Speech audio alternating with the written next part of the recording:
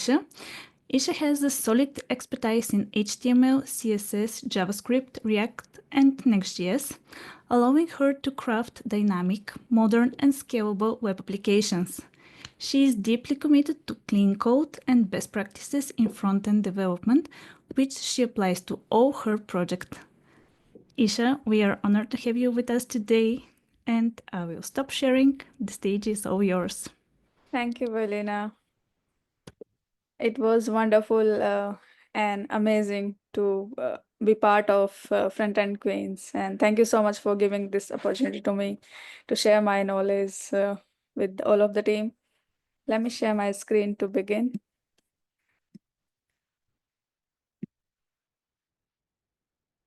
I hope you guys can see my screen. We do. Okay, thank you.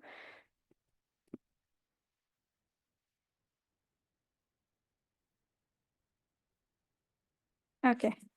So today's topic is core principle of object-oriented programming, the prototype chain, inheritance in JavaScript, and this keyword. Let's begin with the first one. So regarding the OOP, it's a programming paradigm based on the concept of objects. Paradigm is basically the style of how we write and organize the code. And in OOP, basically, we just talk about the objects, and objects are just self-contained piece of code blocks. These are used just for building blocks of the application, just to tidy up the things and organize the things.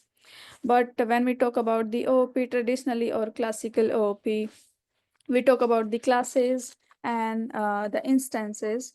Basically, classes are just a blueprint of an object, and instance is we create from the classes. In the OOP, in the JavaScript, the terms which we use is prototype and the object. We create an object from the prototype, which we'll discuss in detail further. Next, in the objects, we have two things. One, the data, which is properties and attributes, we can call them. And another thing is method, which is kind of function and behavior. So let's move next.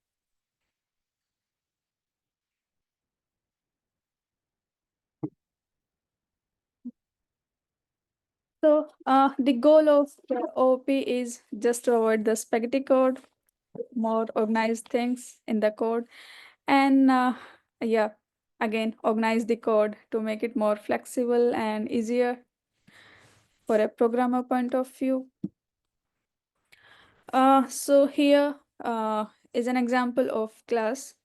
Like this is a class which having a constructor, and these are the properties which is defined in a class, and this is method which is defined in a class. Oops. This is another method, just an example how we are using this class to create an instance is like this. Here we are creating a car1 and car2 instance from this car class. We will see in practical these. Let me share my another screen for you. Okay.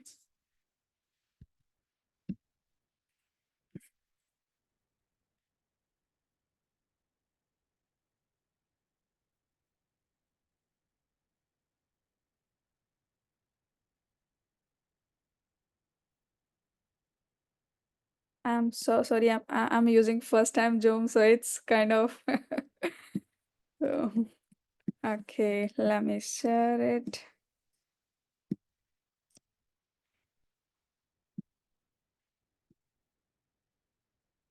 Yep.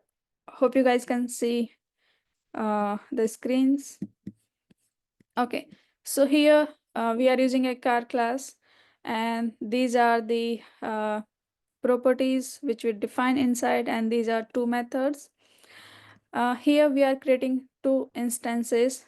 Here we can see these two. So see, this car1 is an instance created from this car class, which we define here, and it includes both these methods and the properties as well. Here we can see brand, model, year, and these start and describe functions which we created here. So in case if you want to use this method, we can just use it like this. Okay, see, so with the car1 instance, we are calling describe method. So here we are using year, brand, and model properties, and this is the outcome of it. For car2 instance, we are calling the start method here. So this is the output of it. Okay, let's move back to the our screens.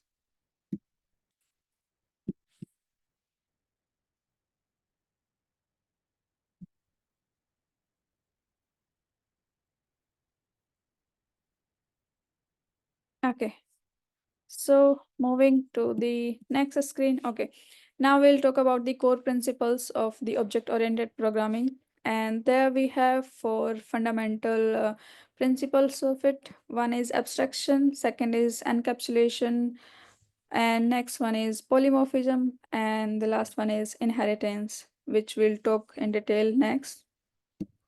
So yeah, abstraction. Abstraction is just about to ignore the some unuseful details which really doesn't matter to us. For an example, this is actual phone which looks from inside. All the circuits, capacitors, registers, motherboards and all are here, which is from inside the original phone. The functionality through works, but this is what we users see, only the screen, apps, and cameras, like these only things. So how the abstraction is used in the OP. Okay, so here as we can see, we created an instance from this class, and now we are just using this method without knowing what inside the code is. Here it can have one line of code or 100 line of code, it doesn't matter. We just call this function, it will give the output. We don't care what exactly the code inside it. So this is how the abstraction is followed in the OOP. Moving next. Yep, this is the example for that, which I explained to you guys. Moving next. Next is encapsulation. It's about keeping the methods and the properties private inside the class, so they are not accessible from the outside. And let me share example for that is,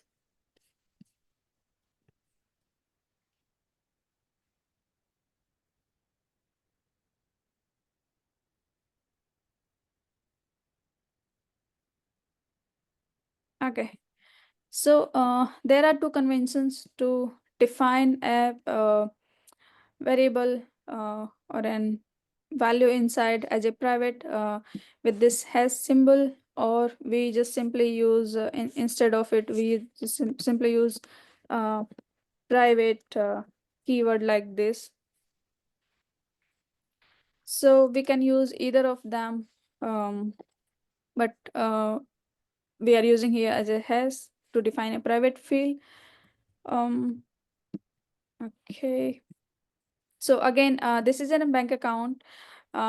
Here what we are doing is we are having one method for deposit the amount, one is for withdraw the amount, and one is to get the balance. Through this get balance method, we are accessing this private property. The thing is, the private property can be accessed within the object, within the class, but not from outside the class.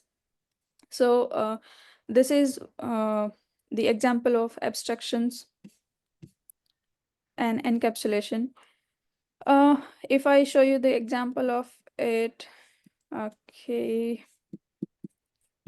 So here, what we are doing is we are creating an instance of account with this bank account class, and we are depositing 500 and withdrawing 200, and the initial amount we set was 1000.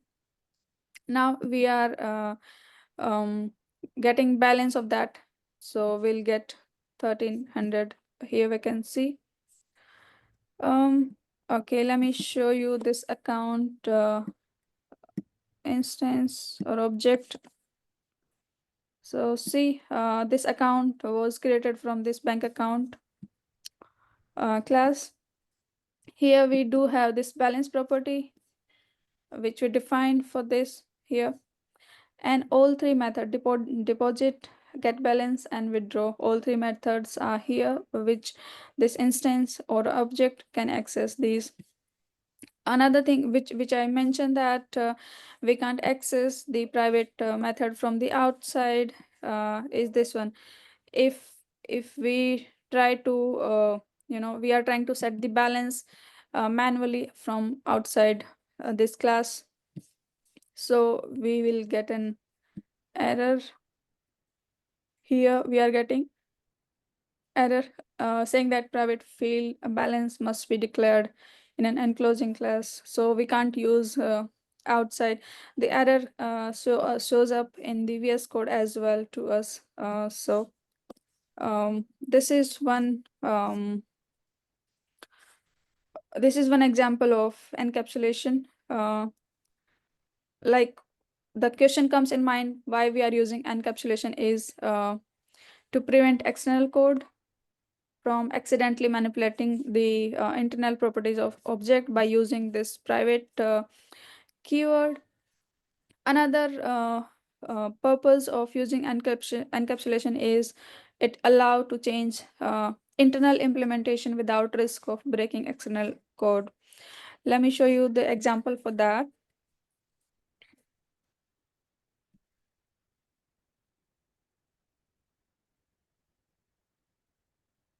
Okay, so here we are having example of one rectangle. In this class, we define width and height to calculate the area of the rectangle. And here, okay, so here we create an instance from this rectangle class, and we are calculating the area. So here we are getting the output of that. But let's say if we need to change the class, okay, we are just changing the class, but we are not changing the outside code, which is this one. Like, we are creating instance of that and the passing value in the function, like that. We are not changing that one. So let's say we are creating another rectangle class, and sorry, in that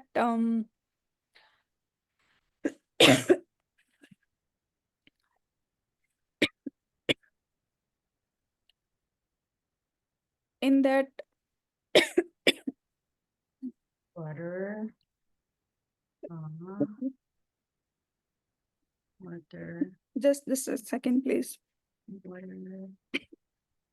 Okay, in that we have changed the formula of calculating the area. And here earlier we were using the width and height, but now we are using the dimension variable. Just a second.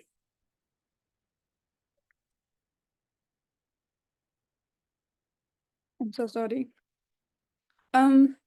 So what we did here is we changed the internal code of rectangle class, but if we use the same code, same external code to call to calculate the area, we'll again get the same output without changing anything in it.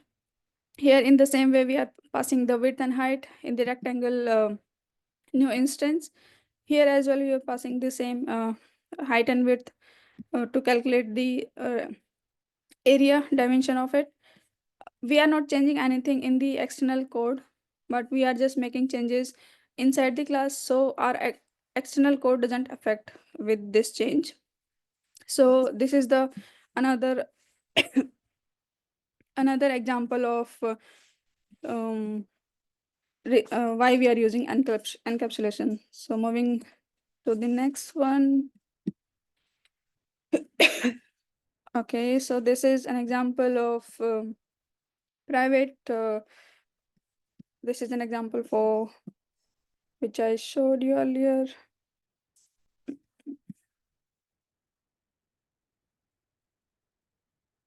Oops.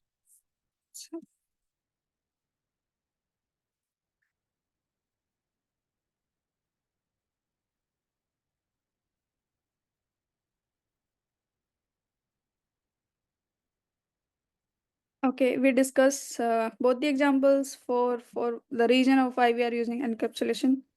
Moving to the next one, which is inheritance.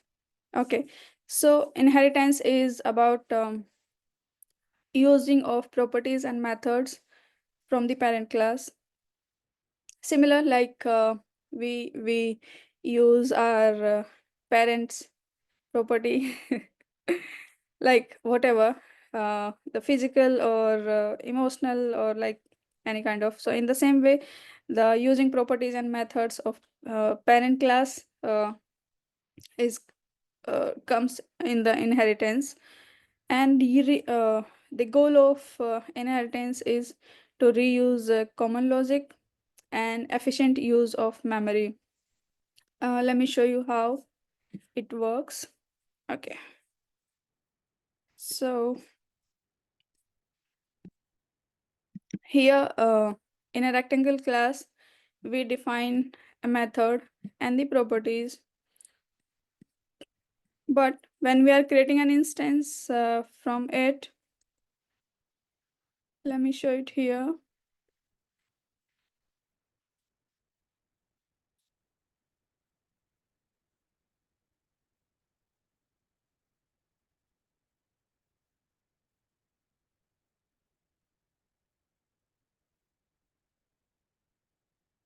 Okay, so if I'll define these method and properties again in this created instance, it will take up another memory for this storing this object and the variables used inside it.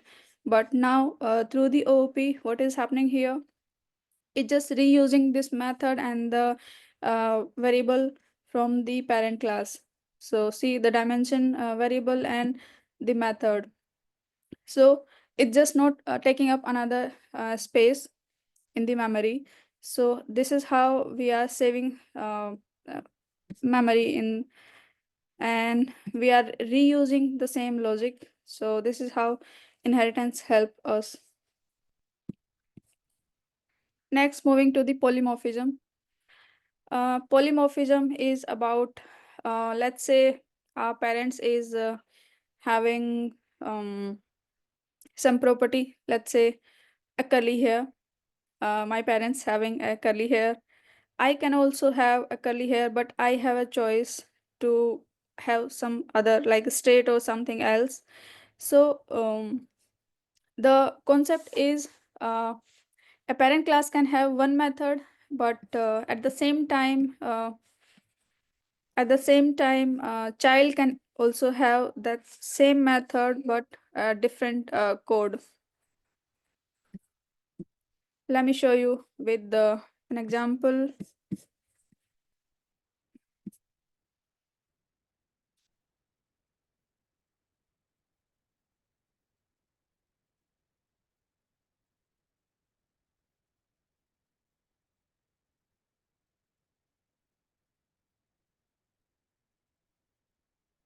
Okay, hope you guys can see my screen.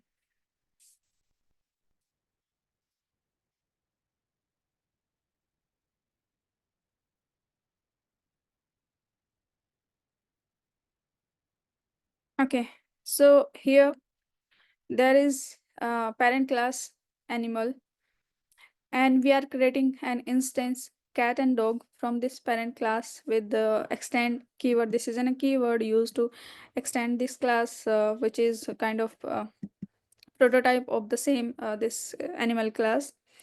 Here all three is having this speak method.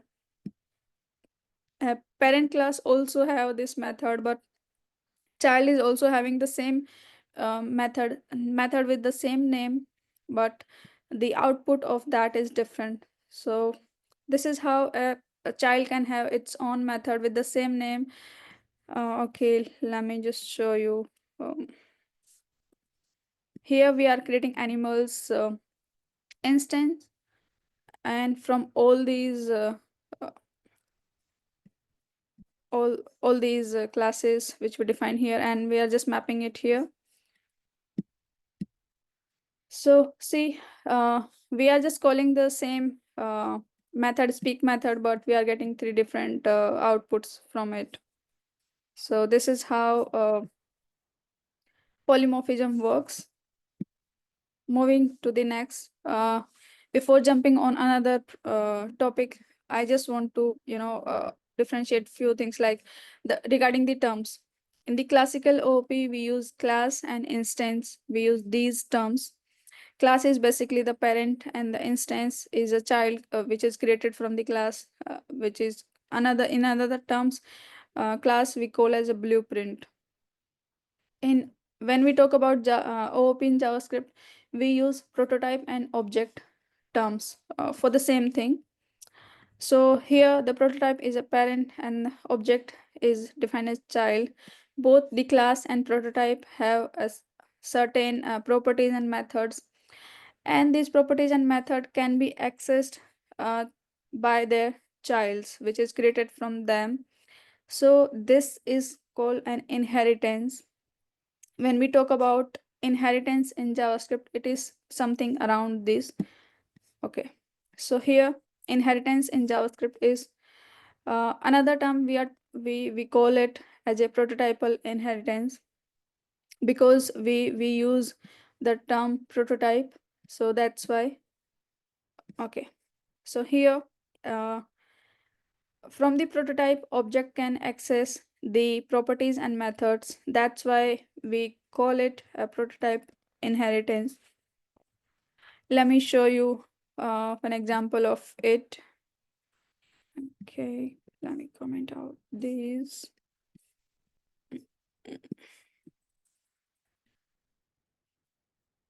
Okay, this is in a window object. Here, okay, here let me show you how actual the prototype looks like.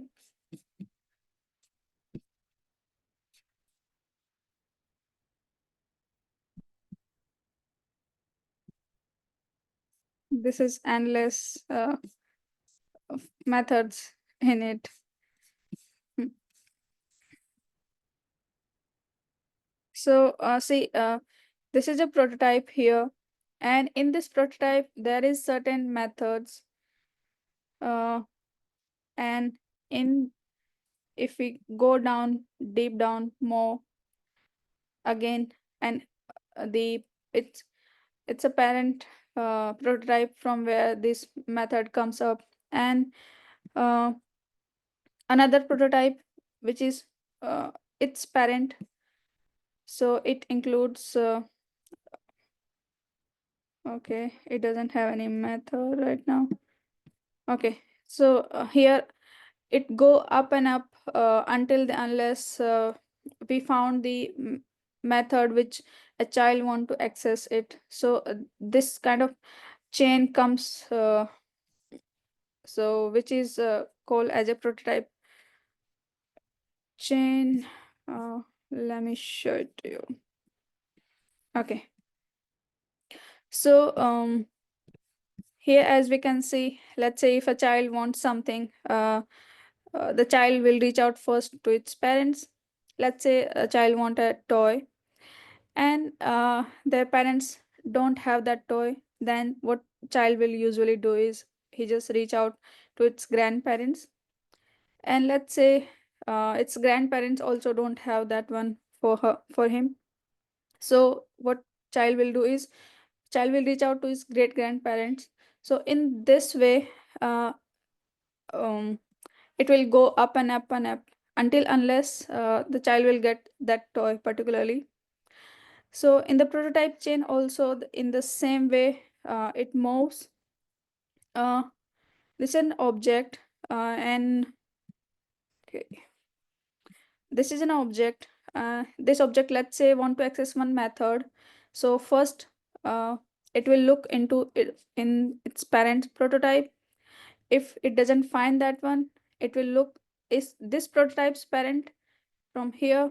If it doesn't find here, it will look into it this prototype's parent from here. So it will go up like this. So this chain which is built here, it calls as prototype chain. Okay, moving to the next one.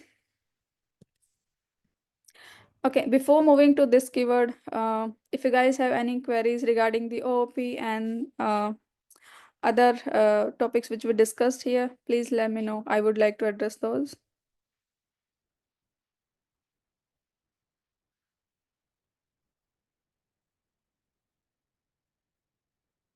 Okay, all good.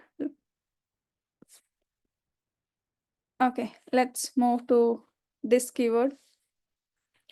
So this keyword is a special identifier that refers to execution context of a function. Execution context is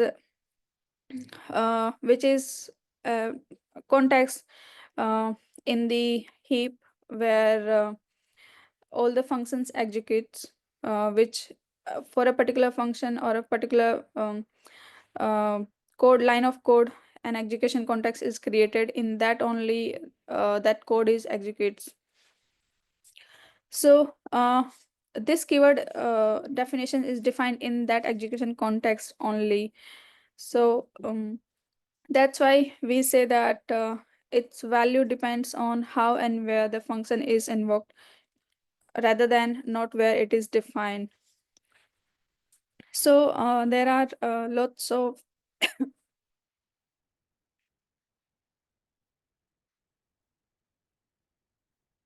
lots of examples of it.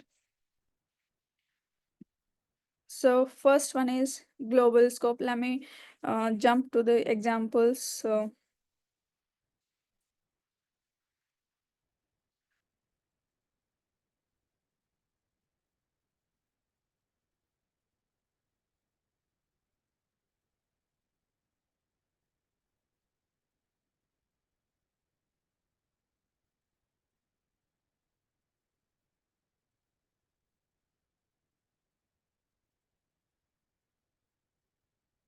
first, when we talk about the global context, this is always introduced, like takes up the window object. Whenever in the global context we use the this, it will indicate the window object. This is the window object.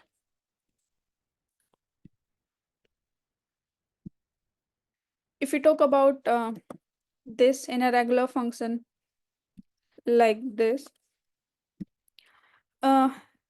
will indicate again the window object in a non-strict mode. Let me show it to you. So see, here this is indicating the window object again, because we are not using the strict mode. If I use the strict mode, it will give undefined. See, as we can see here, it gives the undefined. This is how it appears in the regular function. But if you talk about in object method or in arrow function, so let's talk about first in the object method. So this is an person object. Here we have two methods. One is greet, one is greet arrow. This first one here, we are trying to use console the variable name. So here this keyword will refer to this person object. Let me console this as well. So here we are consoling two things. One, the name variable, so it's pointing out to this variable, so it's outputting the name Isha. Another, we are consoling what this is indicating here, so this person object, that's why this person object is appearing. Here it's saying this person object variable and the methods defined inside it. When we talk about this keyword for the arrow function, like, okay, this greet arrow method we define through this arrow function. So arrow function doesn't have its own this keyword. It use lexical this. Lexical this is it use surrounding this or its immediate parent function this. So if we'll console this, it will point out to undefined and arrow. So let me just show it to you. Here we will not be able to see anything, so it's a kind of blank undefined. What this is indicating here is a window object. Let me show it to you. So arrow function as don't have on this keyword, it use lexical this, that's why it's pointing out to the window. Okay, so we discussed the global scope. Regular function, in the regular function, window or global object appears in the non-strict mode and undefined in the strict mode. Inside an object method, it refers to the object that owns that method when method is called on that particular object.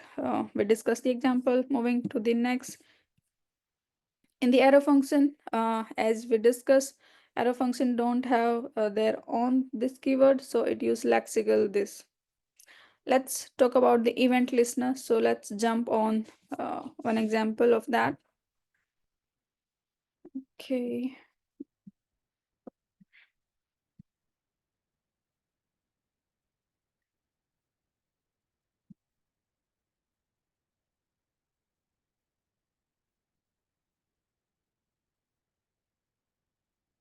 Okay.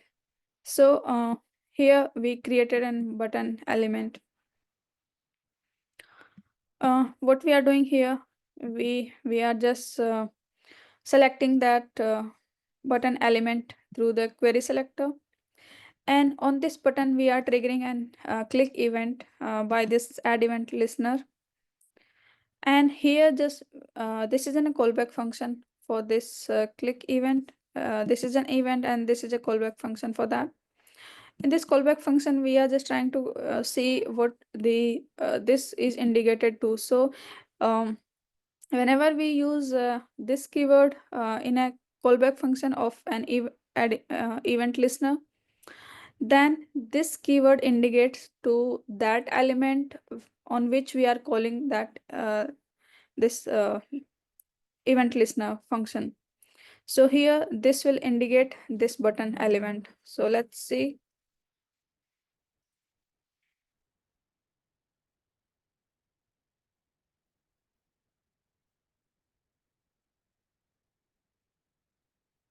Okay.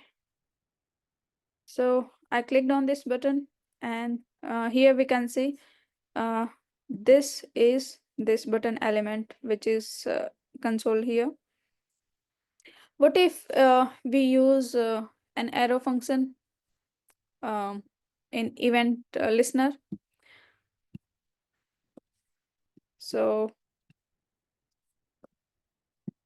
the same add event listener, the click event, but this time we are using arrow function. So as we discussed earlier also, in arrow function, we don't have its own this keyword, so it refers to the lexical this. So here it will not indicate this button, it will refer to the window object. Let's see that one. So here, as you can see, it's giving the output of window.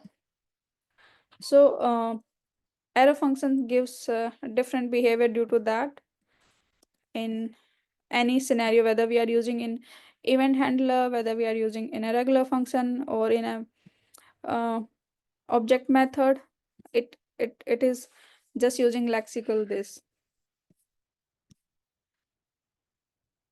So in event listener function, this refers to DOM element that event handler is attached to.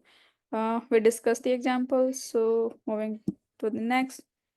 Okay, there are three methods which we use to bind this. These are call, apply, and bind. Let's have some example first on those, then we'll move to slides.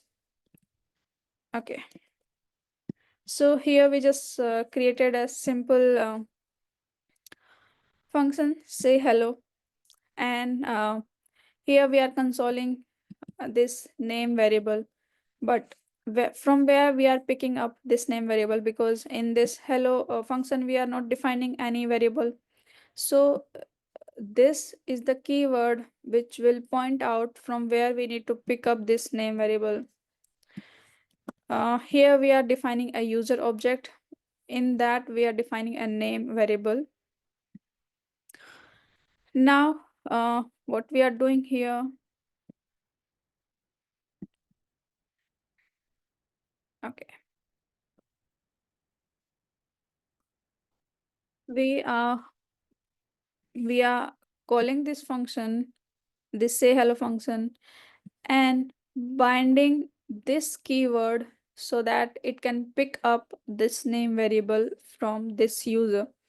So what we are doing is we are using call method here to bind this keyword to this user. So this is the object which we used here, which we want to point out for this. So it will give the output this one. Let's see here. So see, the same thing is done by the apply, but what is different in both the function, because both do the same thing?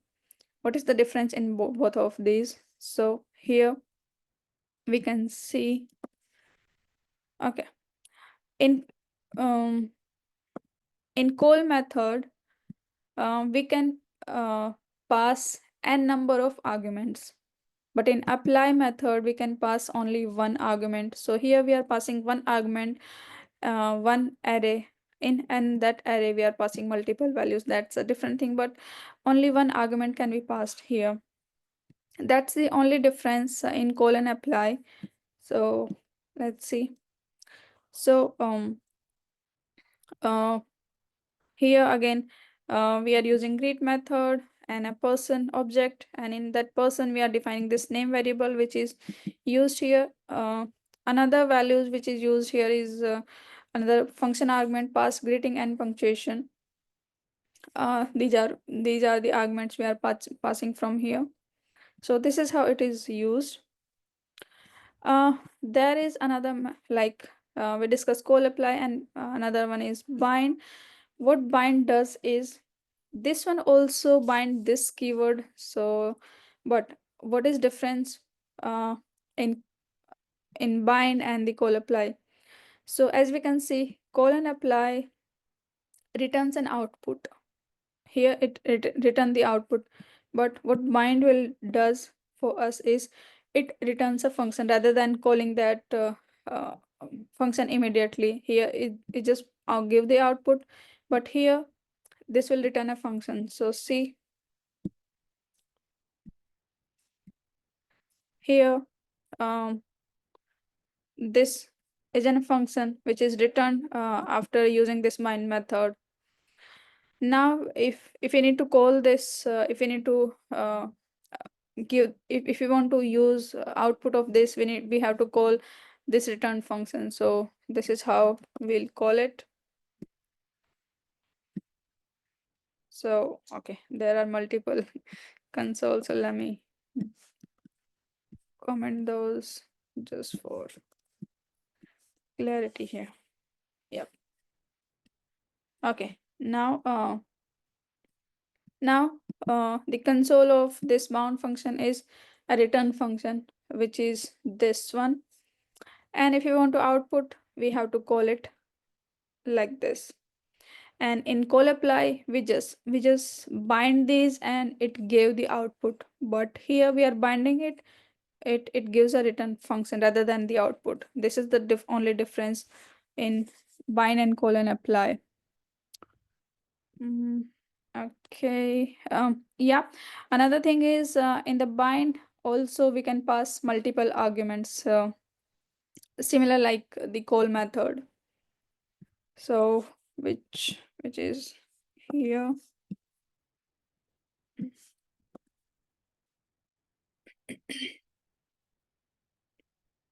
So see here, we are using bind method. First argument is that this argument which we want to bind, and the another arguments which we want to pass. So here we can pass multiple ones. Okay, so this is the syntax for the call. The first argument must be this argument, that particular object value or whatever which we want to point out as a this, and rest of the arguments which we can pass into that. The apply method, again, first one should be the this argument, and the second and only one should be the another argument. But if you want to pass the multiple, we can use an array instead of one argument there. And this is a bind. Oops.